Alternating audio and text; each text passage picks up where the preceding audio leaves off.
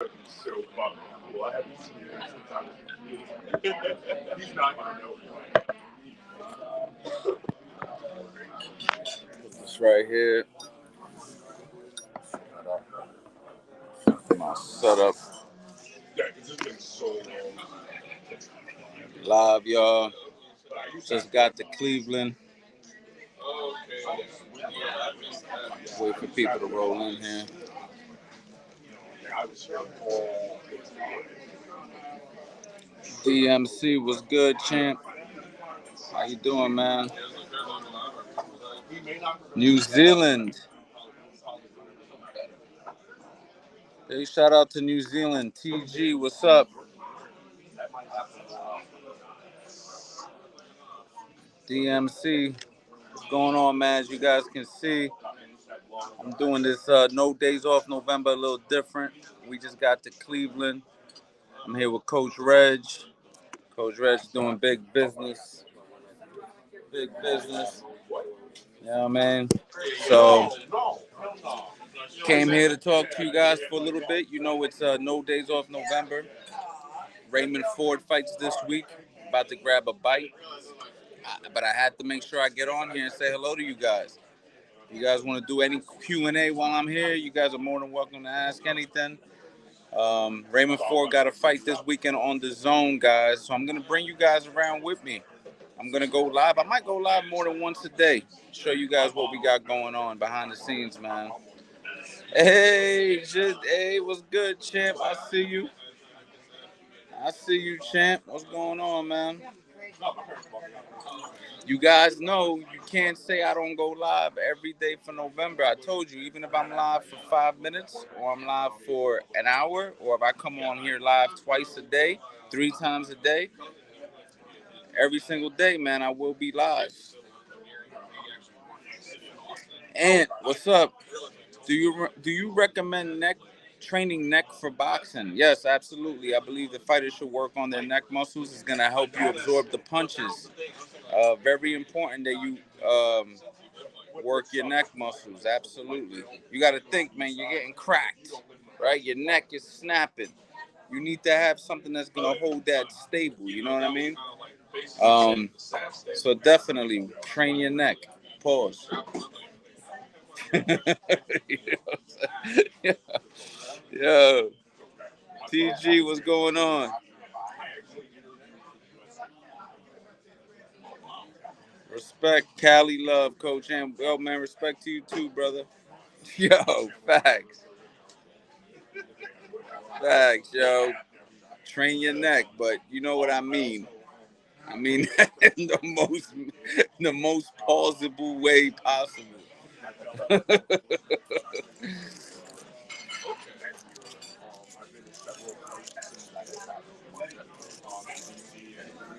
I'm gonna cool out with y'all, man, till my food come, man. So while my food's, on the way, you guys are more than welcome to ask away. As soon as the food comes, man, I'm gonna get up off this thing. I just ordered, so we got time. Drinking water, man. Almost 20 years. 2 years older? No, it's only 46 man. Yeah. But I remember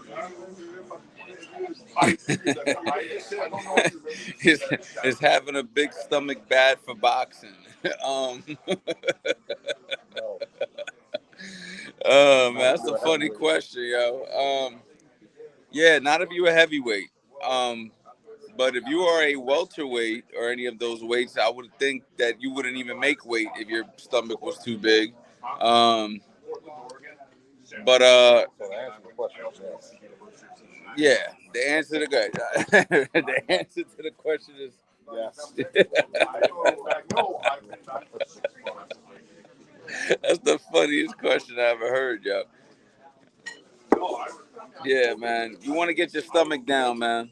Let's get our stomach down. If we want to be boxers, you're just chilling like us. You can have stomachs. You know what I'm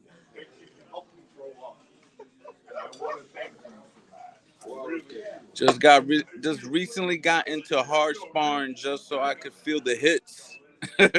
Okay.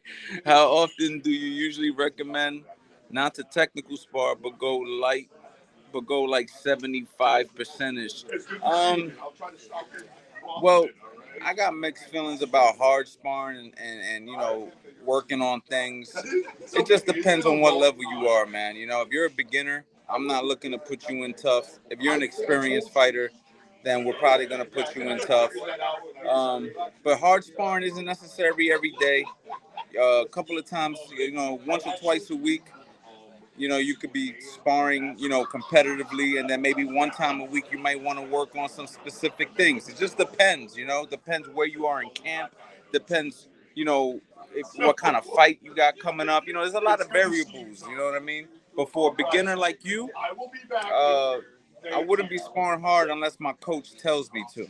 So you should be doing all of that under the supervision of a coach. You shouldn't just be sparring hard. You should be finding a coach who's gonna guide you and make sure that you're protected as you're sparring. You don't just want to be out there getting punched in the face with no supervision, because that's not how you're gonna learn. So my main thing is make sure you have a coach with you when you're sparring and let him determine whether you're gonna spar hard or spar, soft. Let your coach do his job. Your job is just to get into the ring and do whatever your coach tells you to do. You know what I mean?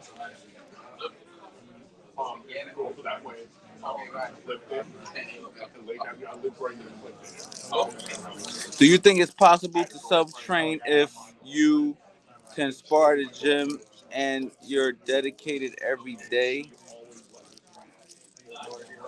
I wouldn't train myself, man. If I had the option, I would definitely find a coach. I don't think that a fighter should be training themselves. You need an extra set of eyes who's gonna tell you your mistakes. You should be learning from videos. You should be learning from as many different sources that you can. If you got a coach, learn from him. If you're gonna self educate yourself, it's dangerous. You know what I mean? You definitely need to be under the guidance of a coach if you're going to be a fighter.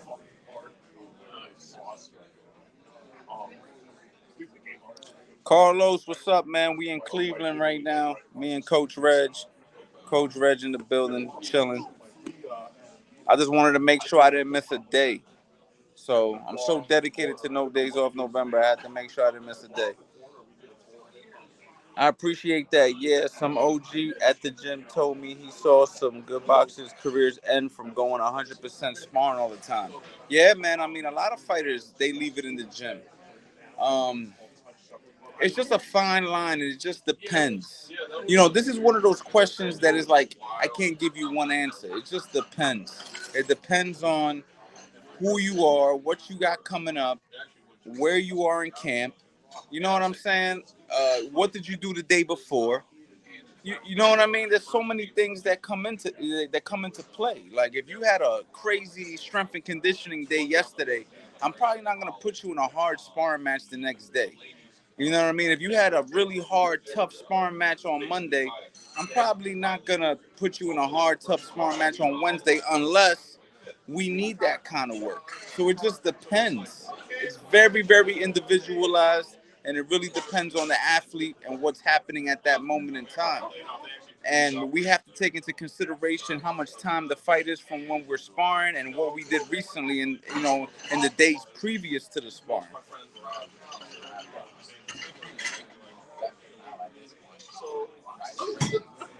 I used to go to West Six. Yeah.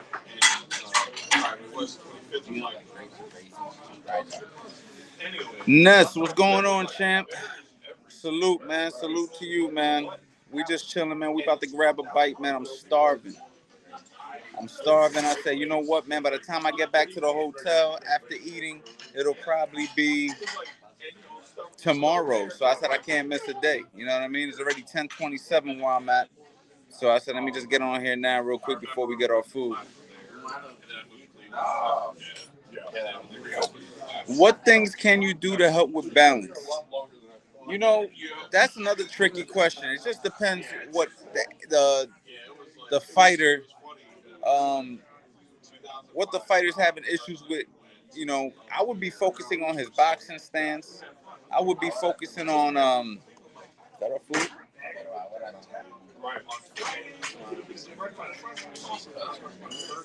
that ain't our first. Yeah, I would be focusing on his boxing stance, making sure that he's standing properly. Because if you got poor balance, chances are your stance ain't right. Because the stance is what determines the balance. You know, making sure your feet are at a good enough width. You know what I'm saying? Making sure that you got the toe heel alignment, making sure that your knees are bent. So for me, the main thing for balance is I'm gonna make sure that the fighter's stance is right.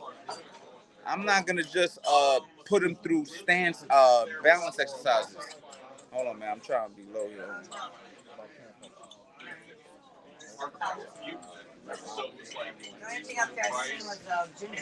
Yeah, so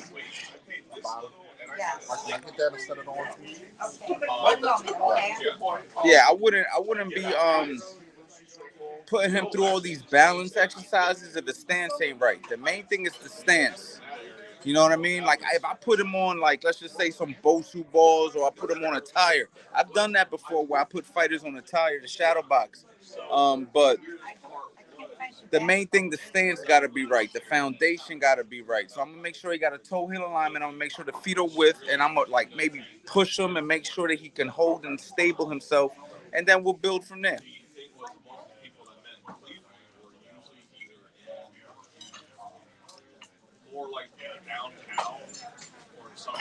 We appreciate you. It's 10:20 over here. Yeah, man, we ain't got no time difference, man. You know, we ain't got no time difference where we're at the moment. You know, we in Philly. You know what I'm saying? We live in Philly, so you know, it's the same time. It's an hour flight. You gonna sleep, man? Good eating at 10:27. Yo, I'm gonna be honest, man. I kept my calories real low today because I was looking forward to dinner. So, and I'm actually gonna be eating breakfast for dinner, believe it or not. But yeah, I didn't eat a lot today, man. I made sure that I didn't because I knew when I got here I was gonna eat. I didn't know I was gonna get here so late though.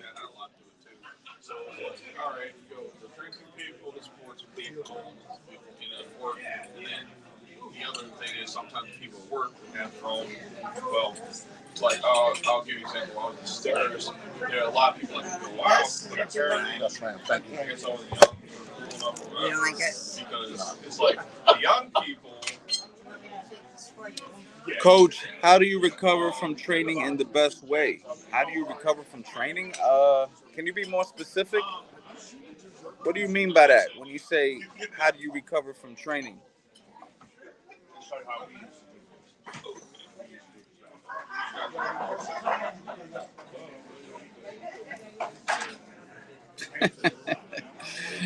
Oh man, y'all be making me laugh, y'all.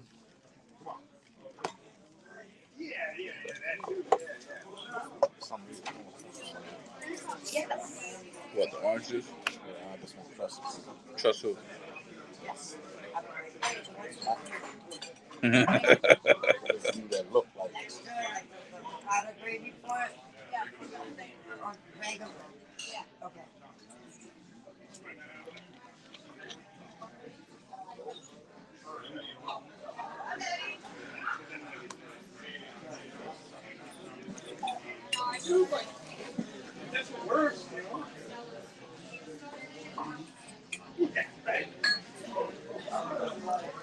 Where y'all at? Y'all talk to me.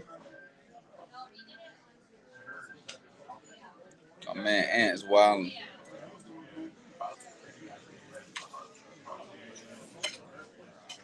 Coach Biddy, what up? What can you do to help a guy get over the fear of getting hit? Well, put his ass in the ring and let him get hit a couple times. At some point, he's gonna have to learn to adjust to that situation. Now, what you can do also to help him if he's a beginner um, is use your mitts. You know, if the mitts are used properly, the mitts could be a fantastic training tool. You know what I mean? It's when they're overused or they're used for, bull crap, that's when they're not good. But if you use the mitts the right way, you can help a guy and you can develop a guy. Because if I'm throwing hard slaps at him, but I'm focusing on his form, I'm focusing on his stance, and I'm getting him to catch the shot, You know what I mean? And then maybe I do some partner drills where I have a guy throw a punch at him and he has to catch him. You know, things like that are ways that they're going to develop the confidence that they can actually defend the punch. You know, it's not that a fighter doesn't. It's not that a fighter uh, is scared to get hit all the time necessarily. Is that they're scared that they don't know how to defend the punches. So they got to know how to defend the punches. You got to make sure that their defense is right. And the way that you learn that their defense is right is by drilling them, by teaching them. You know, how do you block a jab? How do you block a cross? How do you block a hook? How do you block a body shot? How do you slip a shot? And then work those things over and over. Once they're confident with their defense, they're not going to be even thinking about getting hit because they're going to be confident in their defense. You know what I'm saying? They're going to know to them. Like me, for instance, I ain't boxed in years, but I'm confident enough to get in the ring and know I'm not going to allow a guy to just beat up on me. I know how to block. I know how to do certain things that will help me get through the sparring session. So that means it's defense. And then once you have good defense, that gives you confidence. You know what I mean? So make sure the defense is good. Make sure you teach them the right way. Sarah Murray, hi coach, how are you?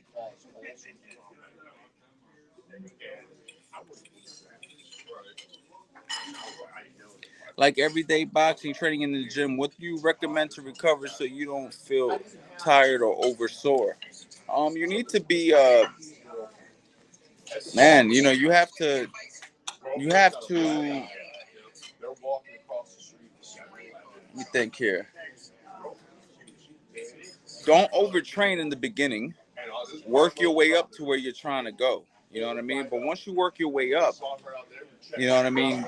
You're gonna have to learn to get through the soreness. You know what I mean? You could do things like Epsom salt baths. You could do things like ice baths. You know, you can recover with proper rest. You take a day in between off until your body can handle it. But you're gonna be sore, man. That's part of the process. You know what I mean?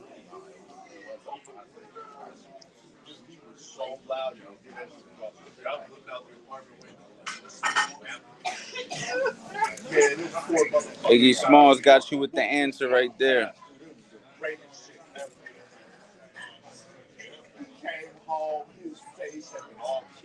But look, guys, I think I'm gonna cap it right here, man. Keep it short tonight. Listen, I will be on live all week. I'm gonna try to do a longer live tomorrow. Um, you know what I mean? Once I settle in, I just want to make sure I show my face, let you guys know that I'm dedicated to No Days Off November, and I try to be on here tomorrow for a longer period of time. This week, I'm also bring you guys behind the scenes. I'll probably flip the camera around. You know what I'm saying? And I don't know if you can even flip the camera around on here on the phone, but when it comes to this, hold on.